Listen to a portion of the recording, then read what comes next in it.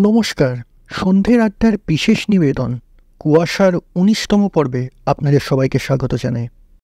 আজকে আপনাদের জন্য ডক্টর গৌরীদের লেখা বদলা। ডক্টর গৌরীদের আগের গল্পগুলো এই চ্যানেলে অনেকবার পাঠ করা হয়েছে।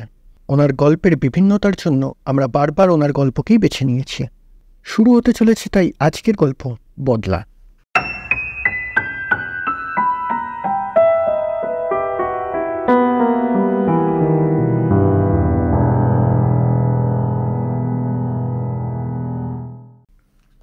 কলেজ ট্যুরে রাজগীর বেড়াতে গেল ছয়টি।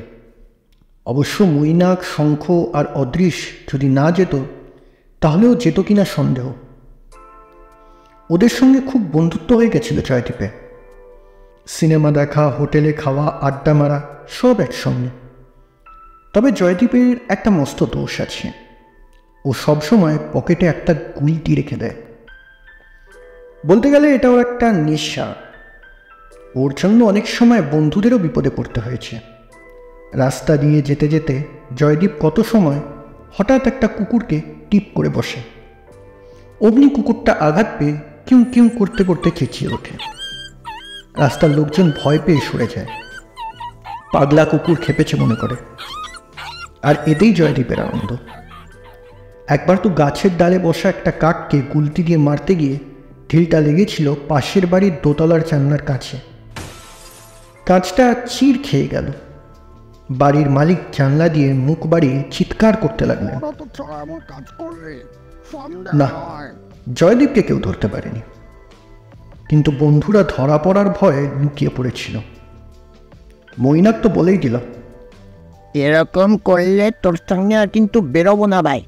শঙ্খ একটু ঠান্ডা প্রকৃতির ছেলে, সে বলেছিল, কোনোদিন তুই একটা বিপদে পড়বি দেখে নিস। জয়দীপ হো হো করে হেসে বলল, আরে ছাড় তো, তোরা এমন বলছিস যেন ওই বন্দুক নিয়ে ঘুরছে। গুলতি তো অতি সামান্য একটা খেলনা, এতে কেউ মরবে না। অদৃশ বলল, বেকায়দায় লাগলে প্রাণে না মরলেও বড় কোনো ক্ষতি তো হতে পারে, ছাড় নাই সব। জয়দীপ বলল, দেখ, এটা আমার কাছে একটা আত্মরক্ষার অস্ত্র। এখন যা দিনকাল পড়েছে তাতে এমন একটা কিছু সঙ্গে থাকলে বল ভরসা দুটোই থাকে, বুঝলি? না, বন্ধুরা আর কিছু বোঝাতে চেষ্টা করেনি। যে বুঝবে না তাকে বুঝিয়ে লাভ কি? রাজগীর জায়গাটা দারুণ ভালো লাগলো ওদের। কত কি দেখার আছে। সবচেয়ে সুন্দর হলো হট স্প্রিং, গরম জলের প্রসব। ওরা ঠিক করলো রোজ একবার করে ওরা হট স্প্রিংয়েই চান করবে। পরদিন ওরা চানের ড্রেস পরে তোয়ালে নিয়ে হট স্প্রিংয়ে গেল। জয়দীপ ওদের লুকিয়ে গুলতিটা তোয়ালের মধ্যে এমন করে রাখল যাতে বন্ধুরা না দেখতে পায়। হট স্প্রিংয়ের আশেপাশে খুব হনুমানের উৎপাত। অনেকে ওখানে থাকে, সুযোগ বুঝেই যাত্রীদের ওপর হামলা করে। না দিলে আবার চড়চাপড় মেরে কেড়ে নেয়। একটু দূরেই কয়েকটা বড় গাছ, সেখানে সব আস্তানা গেড়েছে। প্রথম দিন গিয়ে জয়দীপ এটা লক্ষ্য করেছে। তার হাত নিষ্পিস করছে। কতবার গুলতিতে হাত দিয়েছে, কিন্তু বন্ধুদের ভয় কিছু করেনি। দ্বিতীয় দিন অদৃশ কয়েকটা কলা কিনেছিল। এমন পুরুষ্ট কলা সবাই খাবে বলে কিনেছিল, কিন্তু হট স্প্রিং পর্যন্ত যেতে পারেনি। তার আগেই একটা হনুমান বাচ্চা কোলে করে লাফিয়ে এসে অদৃশের হাত থেকে কলা ছিনিয়ে নেবার চেষ্টা করে। মৈনাক, শঙ্খ তাড়াবার চেষ্টা করতে হনুমানটা দাঁত মুখ খিঁচিয়ে তীরে আসে। ভয়ে ওরা কলাগুলো হাত থেকে ফেলে দেয়। হনুমানটাও মনের আনন্দে কলাগুলো নিয়ে গাছের ওপর উঠে যায়। তারপর কোলের বাচ্চাটাকে খাওয়ায় আর নিজেও খায়। জয়দীপ আর স্থির থাকতে পারল না। নিমেষের মধ্যে গুলতি টিপ করে ছুড়ল বড় হনুমানটাকে লক্ষ্য করে। কিন্তু দুঃখের বিষয়, ঢিলটা বড় হনুমানের গায়ে না লেগে গেল বাচ্চাটার মাথায়। আর সঙ্গে সঙ্গে সে গাছ থেকে পড়ে গেল মাটি। প্রথমটা হতভম্ব হয়ে গিয়েছিল হনুমানটা।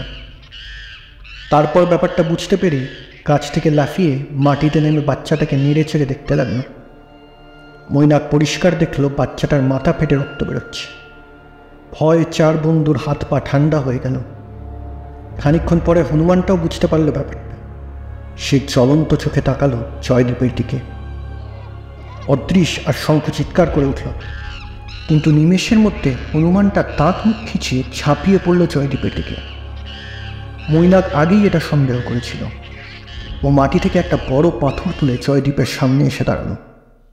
একটু পেছিয়ে গেল হনুমানটা, কিন্তু ওর দু চোখে যেন আগুন জ্বলছে। জয়দীপকে নিয়ে ওরা জোর করে পালিয়ে এলো। চান আর হলো না। হট স্প্রিংয়ের কাছে একটা হোটেলে ওরা উঠেছিল। ওরা যখন হোটেলে ঢুকছে, শঙ্খ দেখল হনুমানটা দূর থেকে ওদের লক্ষ্য করছে। সারা রাত জয়দীপ ঘুমোতে পারল না। তার সমস্তক্ষণ মনে হচ্ছিল ঘরের ভেতরে বাইরে কিছু একটা চলে ফিরে বেড়াচ্ছে। বারবার টর্চ জেলে দেখেও কিছু দেখতে পাচ্ছিল না জয়দীপ। ঘরটায় 6টা বেড, ডরমেটরি বলা যায়, কিন্তু ওরা 4 জন ছাড়া ঘরে আর কেউ ছিল না। হঠাৎ ওর মনে হলো খালি খাট দুটোর মধ্যে একটা বিছানায় কারা যেন বসে রয়েছে। টর্চ ফেলে দেখতেই চমকে উঠল সে। এটা কি করে সম্ভব? একটা বিছানায় ওই বড় হনুমানটা তার বাচ্চাটাকে নিয়ে বসে আছে। বাচ্চাটার মাথা ফেটে রক্ত বেরোচ্ছে, তো বাচ্চাটাও একদৃষ্টে ওরই দিকে তাকিয়ে আছে। চট করে আলো নিভিয়ে ও মৈনাক অদৃশ্য শঙ্খকে ঠেলে তুলে দেয়। দেখ দেখ, ওই খাটে কারা যেন বসে আছে। মৈনাক উঠে ঘরের আলো জ্বেলে দিল। কোথায় কে? অদৃশ্য ঘুম চোখে বলল, স্বপ্ন দেখছিস নাকি? ঘুমিয়ে পড়। শঙ্খ আবার তপ করে শুয়ে পড়ল, কোনো কথা না বলে। মৈনাক জয়দীপের কাছে এসে পিঠ চাপড়ে বলল, চিন্তা করিস না, শুয়ে পড়, আমরা তো আসি। জয়দীপ শুয়ে পড়ল, কিন্তু অন্ধকারের মধ্যে সে আবার দেখল খাটের উপর ওরা বসে আছে। জয়দীপ ভীতু নয়, তবু কেমন যেন একটা অস্বস্তি ওকে ঘিরে রইল। সারা রাত প্রায় জেগেই কাটালো। ভোর হতেই জয়দীপ দেখল খাটটা খালি। পরম শান্তিতেও ঘুমিয়ে পড়ল। কিন্তু মুশকিল হলো ওরা বাড়ি থেকে এক পাও বেরোতে পারল না। যতবার দরজার কাছে আসে, চারদিক থেকে কারা যেন ওদের ওপর ঢিল ছুঁড়তে শুরু করে দেয়। জয়দীপ পরিষ্কার দেখল হনুমানটা তার মরা বাচ্চাটাকে কোলে নিয়ে ওদের লক্ষ্য করেই ঢিলগুলো ছুটছে। হোটেল থেকেই একটা গাড়ির ব্যবস্থা করে দিল ওদের নিয়ে নালন্দা বিশ্ববিদ্যালয়ের ধ্বংসাবশেষ দেখানোর জন্য। বেশ ভালোভাবেই ওরা নালন্দা এসে পৌঁছালো।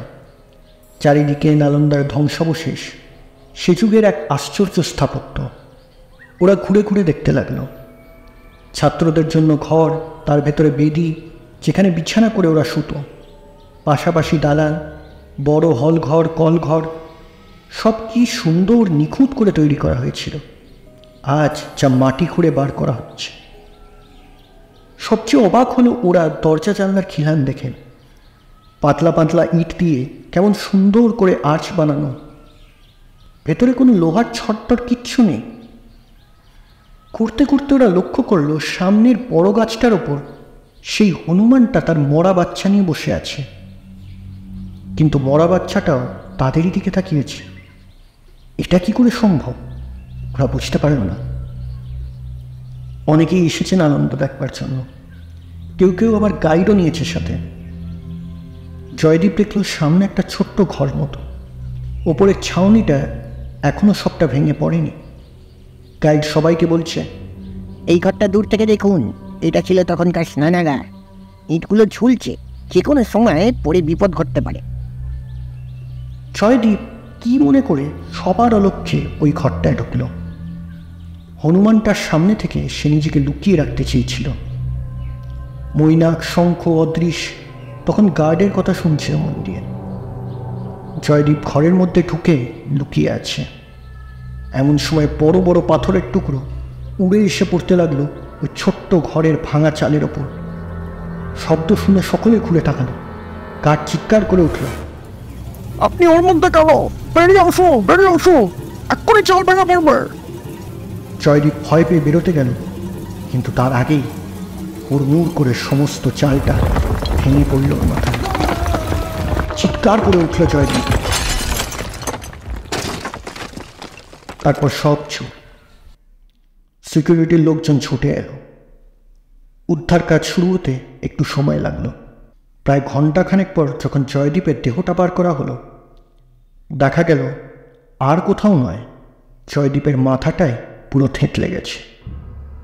মৈনাক, শঙ্খ, দৃশ তিনজনেই তাকিয়ে দেখল বড় গাছটার ডাল ধরে ওই হনুমানটা বসে বসে হাসছে। শেষ হলো আজকের গল্প।